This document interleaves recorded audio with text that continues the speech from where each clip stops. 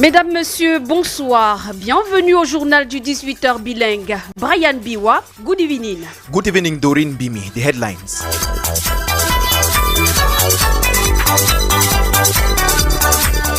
Fête de fin d'année, le décor est planté dans la ville de Yaoundé en particulier. Plus que 15 jours pour la célébration de Noël, mais pour l'instant, certains citoyens déplorent le manque de décor, de décoration. On en parle dans le dossier du 18h.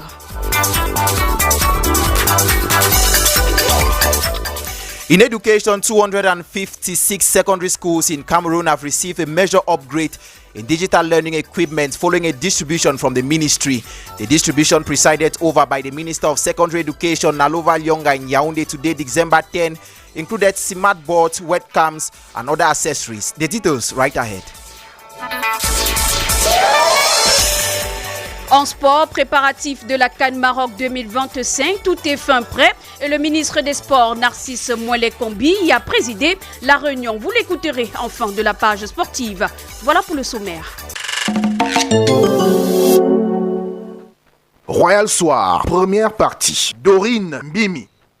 En ouverture de ce journal, intéressons-nous au Youth Connect.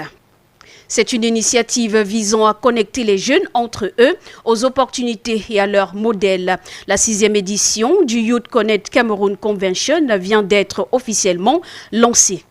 La cérémonie d'ouverture était présidée par le professeur Jacques Famé-Dongo, ministre d'État, ministre de l'Enseignement supérieur, entouré du ministre de la Jeunesse, de plusieurs autres membres du gouvernement, des partenaires au développement, ainsi que de nombreux jeunes entrepreneurs et scolaires. Je vous propose à cet effet de suivre le MINSUP au sorti de cette cérémonie au Palais des Congrès de Yaoundé. Il est au micro d'Anne-Elisette Ambassa. Le salon organisé ici et maintenant permet donc de montrer l'importance de cette intelligence artificielle dans la modernisation du Cameroun à l'aune d'une jeunesse de plus en plus inventive, créative et compétitive. Voilà l'importance de ce salon, l'importance de ce Cameroun Connect Convention, et je sais que tous les jeunes sont prêts à prendre le train de cette évolution et aller toujours de l'avant en maîtrisant l'intelligence artificielle et en s'arrimant à toutes les opportunités qu'offrent désormais les sociétés modernes. Election Cameroun prépare déjà les élections municipales et législatives de 2026. Les membres du conseil électoral étaient en conclave hier à Yaoundé et la 4e session ordinaire était une session de projection avec le menu d'actualisation des objectifs contenus dans le plan stratégique 2024-2026. Ainsi que celle du plan annuel de formation pour l'exercice prochain. Aussi, à l'ordre du jour des travaux, la mise au point de l'application de certaines dispositions du code électoral, la revue et la restructuration de l'organigramme de structure d'appui et des démembrements territoriaux des LECAM. Dans la perspective des prochaines échéances électorales, l'organe de gestion et de supervision du processus électoral veut renforcer son architecture institutionnelle et son cadre organisationnel. Je vous propose à cet effet d'écouter le docteur Eno Abraham Egbe, le président du conseil électoral, serait sélectionné par Jean-Marie Anaba.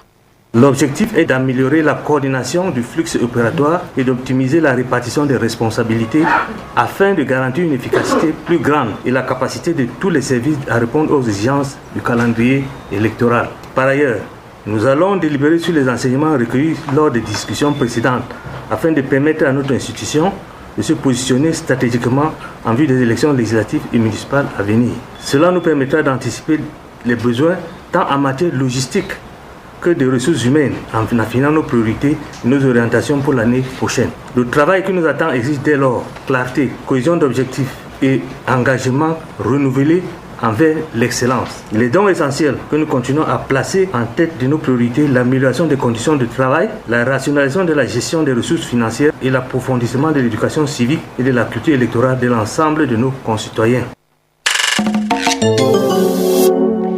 À À 18h, déjà passé de 5 minutes, parlons des fêtes de fin d'année. Plus que 15 jours et nous serons en plein dans la fête de Noël. Quel visage la ville de Yaoundé présente en termes de décor de fête à quelques encablures de la célébration?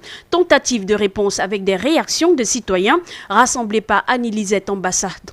Je n'ai pas encore bien adhéré. Peut-être que la communauté a choisi certaines zones là où ils doivent être dans la fête. Yaoundé vraiment un visage déplorable par rapport aux années antérieures. L'appréciation des citoyens, c'est surtout en comparaison aux années précédentes. Cette année, c'est vraiment terrible. Nous sommes déjà le 10 et la ville de Yaoundé ne ressemble pas comme s'il y avait une fête qui arrive, des événements qui arrivent de fin d'année ou de fête de Noël. La ville n'est pas encore embellie par rapport aux années antérieures. Emilienne note souvent le nouveau visage de la ville, celui des fêtes à travers des shoppings et autres boutiques de vente de vêtements pour enfants. Tout en retournant son plantain sur le grillage. Ça chauffe beaucoup souvent, mais cette année, on ne voit même pas comme si Noël arrivait. On va trouver que c'est l'école qui est là. Ça ne chauffe pas comme les années passées. Il y a souvent quoi à cette période? Il y a les décors comme ça, les habits des enfants, beaucoup dehors, les chaussures pour que les enfants fêtent avec. On ne voit plus ça beaucoup cette année. Tout n'est pas sombre selon Blaise, commerçant qui excelle dans la vente de fruits. La commune a privilégié certaines zones. C'est pas tout Yaoundé qu'ils ont voulu mettre dans la fête. Parce que moi je vois ça rien qu'au centre-ville. Moi je suis ici au quartier. Moi je ne ressens pas ces installations lumineuses là. Mais on en a aussi besoin. Il faut se munir encore de patience d'après Bertie, femme au foyer. Tu sais que nous les Camerounais, on attend toujours un peu à la dernière minute pour arranger, décorer un peu les endroits. Donc on est en train de se préparer. Peut-être comme le temps est un peu trop dur là. Donc c'est ça qui fait en sorte qu'on n'a pas encore partout mis les présentations des Noëls de Yon. Boules de Noël, guirlandes lumineuses, anges et petites figurines de Noël, Père Noël en bois ou en peluche, le tout disposé un peu partout dans la ville. Voilà à peu près ce qu'attendent les Yaoundéens. Et dans les établissements scolaires, l'heure est à la préparation des cérémonies d'arbres de Noël. Si l'initiative vise à célébrer les élèves et les petits bouts de chou de la maternelle en particulier, elle ne fait pas l'unanimité chez les parents. Pour certains parents que vous avez rencontrés, les cérémonies d'arbres de Noël sont aussi une opportunité pour les écoles de générer des revenus financiers. Francine Ateba. L'heure est à la préparation de la cérémonie de l'arbre de Noël dans les établissements scolaires. Si les tout-petits et les élèves y voient festin, nouveaux vêtements et présents, pour les parents, c'est un véritable casse-tête chinois. Pour Franck, l'arbre de Noël, c'est bien, mais le cadeau remis à l'enfant est déplorable. Les cérémonies d'arbre de Noël organisées dans les écoles sont de belles initiatives dans le but où cela permet de mettre les enfants dans une mouvance de festivités.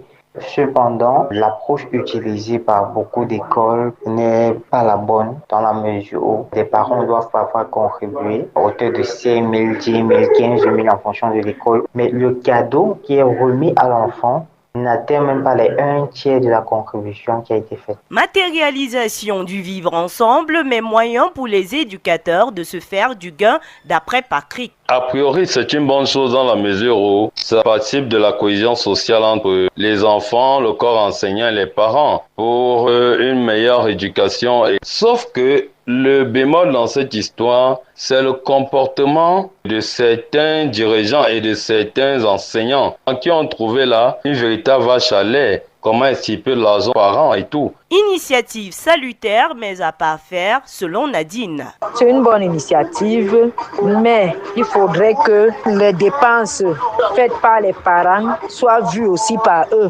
Parce que certains établissements organisent ces cérémonies, vous finissez de participer, autres, les enseignants profitent par derrière pour plutôt aller manger. Or, les tout petits n'en profitent même pas. Parfois même les cadeaux qu'ils disent qu'ils vont donner à l'école, participer, les repas et autres, vous ne voyez rien. Quand tu demandes à ton enfant, on t'a donné quoi? Parfois, certains enfants te disent que on nous a juste donné le riz sauté avec la grenadine qu'on dilue dans l'eau ou bien une bassine. La célébration de l'arbre de Noël est un moment festif où prime la cohésion sociale. Elle permet aux élèves, enseignants et parents de se divertir pour évacuer le stress du trimestre écoulé. Mais qui dit commémoration dit sacrifice.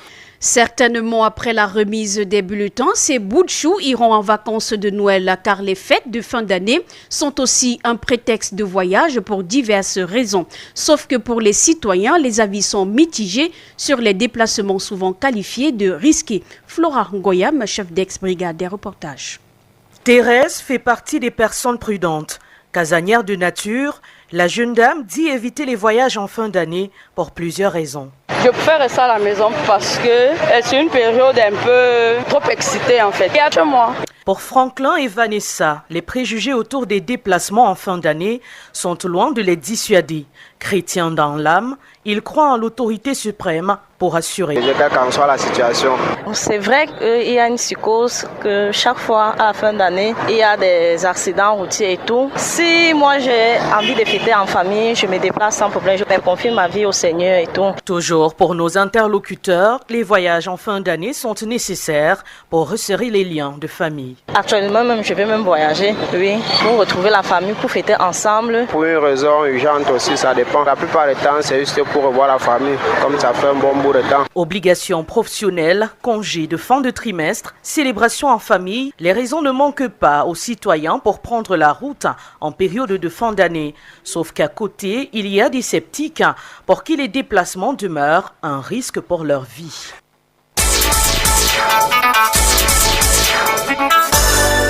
La page internationale.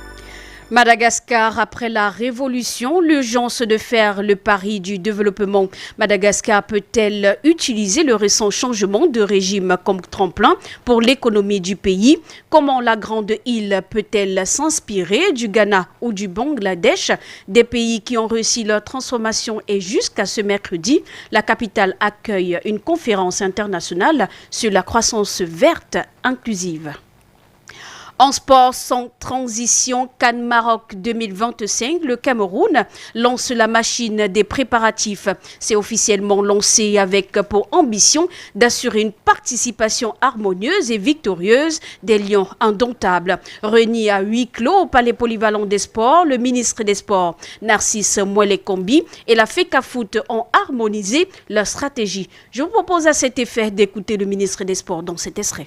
C'est avec grand plaisir que je préside ce jour la réunion relative à l'organisation de participation du Cameroun à la Coupe d'Afrique des Nations de football Total Énergie Maroc 2025, prévue du 21 décembre 2025 au 18 janvier 2025. La présente réunion se tient en prélude à la participation de notre pays à la phase finale de la 35e édition de l'événement sportif continental majeur qu'est la CAN. Elle vise à faire le point sur les diverses dispositions liées à la bonne organisation de cette participation, la 22e de l'histoire, si nos souvenirs sont bons, participation que l'État souhaite des plus réussie.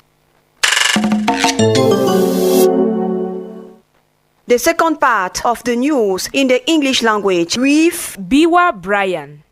We begin in education, as you heard in the headlines, where 256 secondary schools in Cameroon have received a major upgrade in digital learning equipment. The distribution, presided over by the Minister of Secondary Education, Naluva Lyonga, in Yaoundé today, December 10, includes smart board, webcams, and other accessories. A key component of the package is the microcloud, a server with 2 terabytes of storage that can support up to 300 simultaneous connections per school. While handing over the said equipment, the minister gave strict instructions to principals to ensure the equipment's protection and proper management. Remain in education. This time, the Christmas season has begun in several schools across the country, with the setting up of Christmas trees and hosting of parties. While these are usually happy moments for learners, parents on their part are feeling the financial burden due to huge amounts of money required by institutions to organize such events. Some parents have been expressing their feelings in this report compiled by Glory Gange. Christmas tree parties have within the years become a tradition in most schools, especially in the basic education sector. Prior to these events, parents are often asked to make contributions for their organizations. The event itself is well appreciated by some parents. Christmas tree and end of year parties are good because they make the kids happy and bring some excitement. I think these parties are important. They are good because some of the events like this Christmas, it educates most of the children to know the importance of Christmas, know that Jesus Christ was born and then he died and then he rose for our sins. It goes a long way to play a good role in the life of that child. It makes the child feel belonging, happy, joyful. Some of them will not even experience it in their homes. However, these parents think that the financial contributions expected from them from these parties are sometimes exaggerated and unnecessary. Linda and Priscilla are some of them. With the way things are hard now, the money they keep asking can really stress us parents. And if they want to do the event, it's fine, but the contribution should be small amount of money and optional, so no child is embarrassed or left out. My problem lies with the amount requested by the school. If the amount is huge, they should make sure that the parent or the child should actually enjoy and eat something worth the amount they contributed. The situation becomes alarming, most especially for schools that are extremely expensive, according to these parents who think that parents should not be asked to raise money for such extracurricular activities. For parents to contribute money for those things, I think the parents give money too. They pay fees, and in some of these schools, the school fees are so expensive. I believe in that school fees, they could still remove even it's 5,000 to 2,000 francs from that money and carry out such activities like the Christmas parties and the Christmas tree. You even give the money at times, then foods that they're sharing and the drinks, at times your own child will not even have. The quality of the food too will not even be the best. In a nutshell, while extracurricular activities like Christmas parties are important for learners, funds needed for their organization should be minimized to avoid adding financial load on parents. Glory Ngange in that report, and we tilt once more towards the same bend where we are now few weeks to the end of year festivities, and concerns have been diverted to family trips, traditional habits in the yesteryears that is now slowly facing away. In an exchange with some Yaoundé city dwellers, Evans Williams Jobati recorded their likes and their dislikes on the subject of the end of year family vacations, and now reports. Noted as a habit at the approach of every Christmas and New Year feast, some Cameroonians like Naomi and David Jr. value this instance, giving it a particular importance. I like end of year family travels. I enjoy them because during that time we reconcile with our families, with those that were far away from us. We meet again, we enjoy, we discuss, we go out, so many wonderful things, and that is going to keep us wonderful memories. And even if there were some problems, we are going to solve it at that moment. There's going to be joy, harmony, unity. It will be great to travel with my family members so that it will permit me to discover new places and see how great the festive period is actually going on, not only for other people around me. To Flavius, traveling alone is less risky given the highway dangers that could cause a lot of damage. During this festive period, almost rush time, like people engage in accident and so on. So I prefer to stay back home because it is a more safer home than traveling. It's not safe out there now like this. Before we could travel because things were a bit safer and so on, but now I would like to stay back home with my family. Contrary to him, David Jr. is of the opinion that the ideology of traveling as a family relies on the individual's concern. It depends on the individual. You can travel with your family and everything goes out well. Other individuals will prefer to travel alone due to security reasons. They will prefer security over everything. They will not see themselves moving away. Despite the diverse response, all will at least agree that end of year festivities are moments to be shared in a family to keep the bond stronger and alive. The Turkish Red Cross Society has reinforced humanitarian efforts in Cameroon, delivering a substantial aid package to Cameroon Red Cross aimed at assisting communities nationwide with a special focus on the crisis-affected Far North region. The official handover took place today, Wednesday, December 10, 2025, where His Excellency Volkan, the Turkish ambassador to Cameroon, presented the donations, which includes over 7.5 tons of essential items such as tents, kitchen utensils, and diverse sanitation facilities to the CRC national president. The latest report from the National Institute of Statistics has revealed dramatic statistics on Cameroon's foreign trade. In the first quarter of 2025, the country's trade deficit drastically reduced, falling from 273 billion in 2024 to 32.7 billion CFA francs, leading to a significant decrease of 88%. Our reporter Jeffrey Tachum reached out to an economic analyst and compiled their expertise in the following report.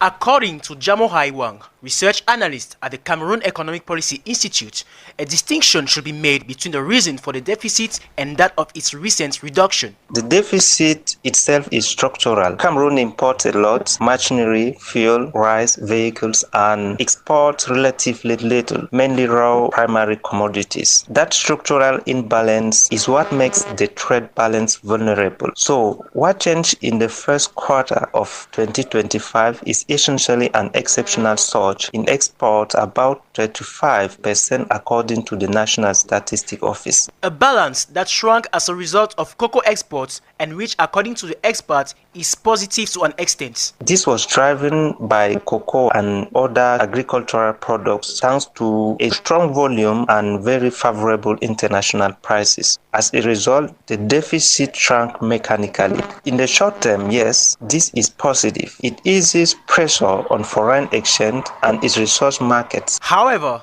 considering Cameroon's dependency on commodity prices and struggles to achieve structural transformation, such improvements on exports might not be sustainable on the long run. It's not necessarily a good or sustainable improvement. We are still heavily dependent on commodity prices. It doesn't create many quality jobs and it does not yet reflect real structural transformation. So without deeper reforms, this gain can easily reverse. To sum it all, Cameroon's trade balance has recorded slight improvement between 2024 and early 2025, driven by the performance of the energy and agricultural sector, a positive recovery in the trade balance that offers a relief to the national economy and underscores the imperative to accelerate diversification of exports beyond raw materials and make this improvement sustainable. And far from economy news, a meticulous executed gendarmerie operation conducted on November 9, 2025 in Maroas resulted in the seizure of 32,594,000 CFA francs counterfeit banknotes from the private residence. The suspect, identified as Muhammadu Bello, was apprehended at the scene in a mission executed under the general leadership of Colonel Muhammadu Yusufa, commander of the Far North Gendarmerie Legion. The said suspect was found in possession of the seized counterfeit notes, which include 10,000, 5,000, and 2,000 notes. Interrogations revealed the suspect was an intermediary, receiving a payment of 250,000 CFA francs to deliver 2 million CFA francs in fake money. In politics, ELECAM's fourth and final ordinary session of the Electoral Board for the year 2025 took place yesterday in Yaoundé. The event, chaired by the board chair Dr. Eno Agbram Egbe, behind closed door, is aimed at intensifying preparations ahead of the municipal and legislative elections. Let's now listen to an excerpt of his speech selected by Political Desk editor and editorialist Jean-Marie Anaba.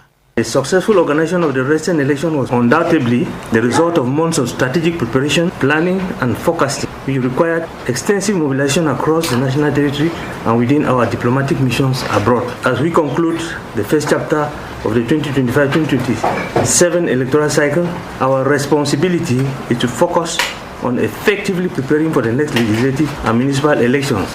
We are scheduled for the next year. As always, this requires a greater sense of anticipation, strategic thinking, and early coordination from all of us, ladies and gentlemen. Today's session is particularly important because it consolidates observations from the field, highlights progress, and identifies areas for improvement. These findings will direct our approach to future electoral processes and strengthen our institutional performance. We shall also review and adopt the terms of reference for the next field trip for members of the electoral board, which is scheduled for early January. During this mission, the members shall supervise the annual revision of electoral registers as well as the kick-off of voter registration for the year 2026 in preparation for the forthcoming legislative and municipal elections.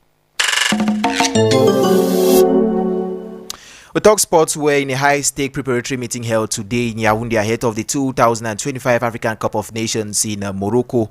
The Minister of Sports and Physical Education, Professor Nassis Moulekombi, laid out a rigorous set of instructions for all departments and stakeholders, emphasizing financial transparency, technical discipline, and a unified front against internal and external destabilization. The directives cover every facet of the national team's preparation, from the pre-competition training camps to logistic, media management, and international coordination, to prevent the historical dispute often linked to delegation finances. The Ministry of Sports and Physical Education placed a heavy emphasis on integrity and clear account. The minister also mandated the payment of state-funded bonuses to be handled transparently to avoid any risks of unrest.